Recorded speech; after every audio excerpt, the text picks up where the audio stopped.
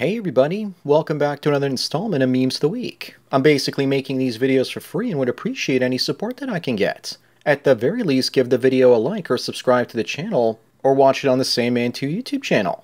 Link is in the description. Thank you. Now on with the show. In this week's first one, looks like Forbes is suggesting that women should travel solo in Pakistan. I say go for it, ladies. You'll get kidnapped and trafficked into Afghanistan, where you'll become some warlord's wife. It'll probably be way more fulfilling than your cat in your career. This Forbes article is sponsored by the Taliban. Burqa Burqa Jihad. Next up, we have a meme showing us the way male feminists look versus the way they actually look. But that's wrong, because it implies they're getting any action at all. Someone under my post said that actually pegging is more true of the tradcon right-wing men community than male feminists, that they're more likely to be secretly into this sort of stuff. Number 3, we have Discount Ellie from The Last of Us. They made her a lesbian on the show with a large forehead. She looks like Muck Zuckerberg and Chunk from the Goonies had a kid together. And she ended up with fetal alcohol syndrome. Well, at least on the bright side, she didn't hit the wall because she was born in it, I guess. Up next, in a desperate push for attention and to convince men her own age that she's worth dating, Katherine Ryan vows to double down on shaming male celebrities, like calling them gross for dating younger women. Of course, that's still not going to change their preferences. She's gotten to the point in her career where she's starting to cater to the crazy cat lady crowd. I was also surprised that she's married and has 3 children. Up next is the most popular one this week. There's a double standard out there when female teachers get together with their younger students, get pregnant, and don't even go to prison. If a male teacher does that, then he goes away for a very long time. Both activities are illegal, but it seems to be more illegal for men to do it seems. How about equal punishment? Number 6 is this week's oldie but goodie. Feminists and women in general can definitely dish out their opinions, but if you fire back at them with your own, then you're a misogynist. Of course, that's the point of critical theory. If someone criticizes you back, you use whatever argument you can to shut down their opinions, because yours aren't any better. Only you are allowed to have them. Moving on, we have a woman that wishes her mother had never had her.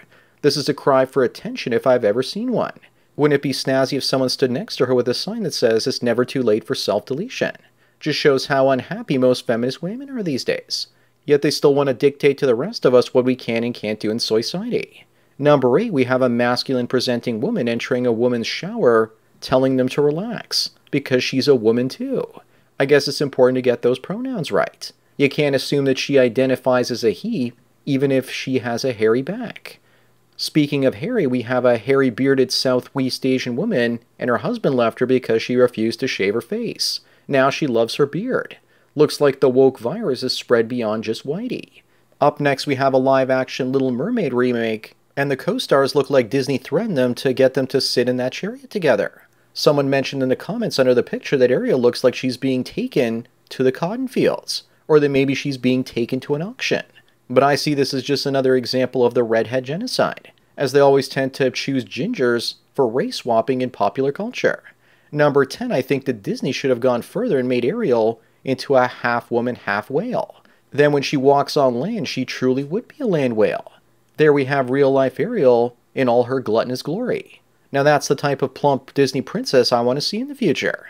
Number 11 shows us just how crazy wokeness is getting, that it's seeping into calculus classes. Enough said. Next up is how women apologize without actually apologizing.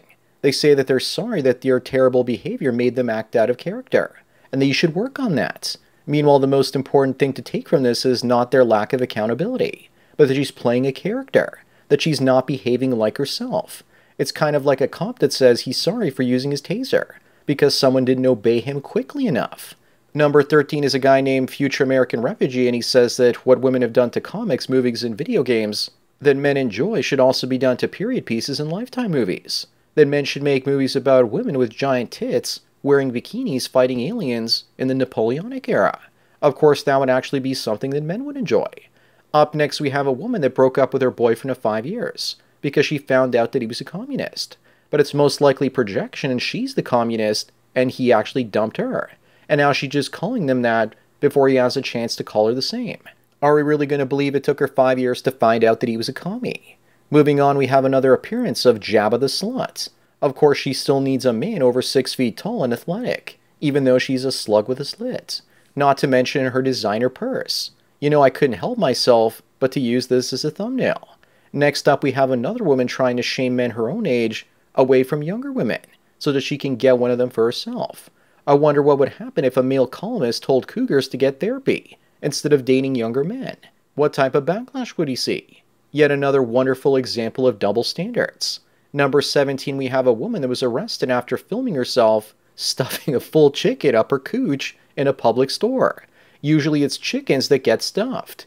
It looks like this turkey is just looking for some attention. What a waste of a perfectly good chicken. Next, number 18, we have an Indian woman that was promised to a man in an arranged marriage in America. But now she's having second thoughts because he was laid off from his job at Microsoft. Ah, this sounds like true love. I tell her not to marry him just so he doesn't have to deal with her. She sounds horrible. It's not like he couldn't just find another job or something. Up next is the youngest son husband known to man. Amber's extremely young son says that she'll never need a man as long as she has him. She says that he made her day and of course to follow her on Instagram. She's probably lying and told him to pose for this picture so she could make up the story and get tons of attention. Number 20 is our old friend Disney again. They also replaced Tinkerbell, and someone has said it's about time that Disney made a film about a black man raised by apes in the jungle. But you know they'll probably do the next best thing, which is to make Jane a black woman. But the plot twist is that she runs off with Tarzan's ape friends and friend zones him. Moving on, we have another entry from Disney. This time it looks like some sort of princess sat on Pinocchio's face, and in this case he's lying about the bailouts of failing banks thanks to higher interest rates, not costing taxpayers any money. If he keeps telling her lies that big, then after a few more his nose is going to be coming out of her mouth. Number 22, we have my favorite for the week.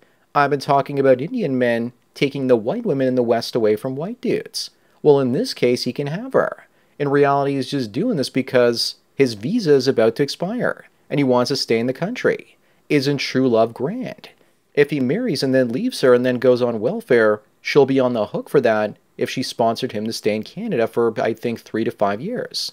Up next, we have Taylor Swift saying that she loves teaching men how to apologize during her concert tour.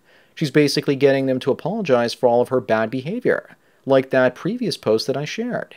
There's that old saying where rule number 1 is that women are always right. Rule number 2, if a woman is wrong, then see rule number 1. Moving on to number 24, it looks like Tiger Woods hasn't learned his lesson with women yet. His girlfriend Erica Herman is suing him for $30 million because he didn't think that she would willingly leave his mansion when he left her. So he thought he was basically being based and dropped her off at the airport and told her that they were going on vacation and then changed the locks. She looks way post-wall and he could definitely be doing better. Number 25, in South Korea, the fertility rate has fallen to 0.78 in the country and 0.64 in the capital. Women are going their own way, saying no to marriage, childbirth, and sexual relationships. Women are choosing to stop fighting the patriarchy and instead leaving it behind. It looks like MGTOW or WGTOW is taking hold there. This will spread to most other countries in the next 10 years, and the fertility rates will be below 1 everywhere. Next up is a book that would basically be banned if the titles were the opposite gender. The advice is on sale and half price, meaning that it's not worth it. Hollywood and the music biz are far left, but the book publishing business is way out there beyond left field. Number 27, today's last one, is a woman that tells her partner that he's not the hottest, smartest, or funniest person that she's ever been with, that he sucks in bed, but that she loves him anyway because he loves her, i.e. he's the best that she can keep, but not the man that she actually wants. You know, she's a keeper when her face is orange and her body is brown. Nice makeup job there, honey. This guy wins Simp of the Year with the worst case of love goggles I've ever seen. So that's it for another Memes of the Week. Remember, I make these for free, so donate if you can at the PayPal and Subscribestar links below for more content like this. Anyways, enjoy the rest of your day, and cheers.